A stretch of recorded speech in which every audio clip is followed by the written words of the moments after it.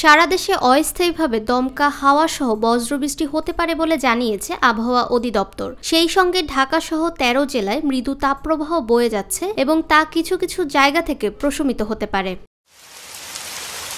মঙ্গলবার আবহাওয়াবিদ মোহাম্মদ শাহিনুর ইসলাম স্বাক্ষরিত ১২০ ঘন্টার পূর্বাভাসে এ তথ্য জানানো হয়। পূর্বাভাসে বলা হয়, লঘুচাপের বর্ধিতাংশ পশ্চিমবঙ্গ ও তৎসংলগ্ন এলাকা পর্যন্ত বিস্তৃত রয়েছে। মৌসুমের স্বাভাবিক লঘুচাপ দক্ষিণ বঙ্গোপসাগরে অবস্থান করছে।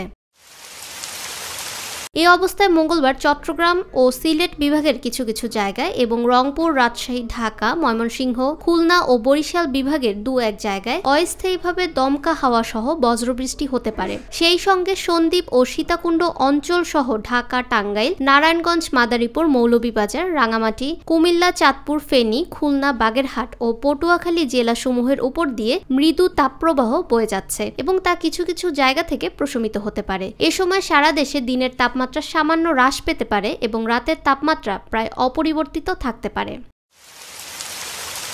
১৬ এপ্রিল খুলনা, চট্টগ্রাম ও সিলেট বিভাগের কিছু কিছু জায়গায় এবং রংপুর, রাজশাহী, ঢাকা, ময়মনসিংহ ও বরিশাল বিভাগের দুই-এক জায়গায় অস্থায়ীভাবে দমকা হাওয়া সহ বজ্রবৃষ্টি হতে পারে। সারা দেশে দিনের তাপমাত্রা ১ থেকে ২ ডিগ্রি হ্রাস পেতে পারে এবং রাতের তাপমাত্রা প্রায় অপরিবর্তিত থাকতে পারে।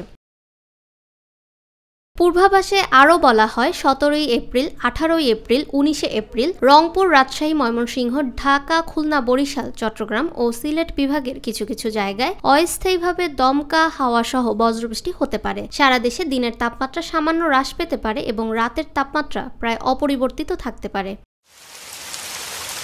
আবহাওয়া অধিদপ্তর আরও জানায়, আগামী ৫ দিনের শেষের দিকে বৃষ্টিপাতের প্রবণতা হ্রাস পেতে পারে এবং তাপমাত্রা বৃদ্ধি পেতে পারে। ফাহমিদা বিনতে আনোয়ার, নিরপেক্ষ নিউজ ডেস্ক।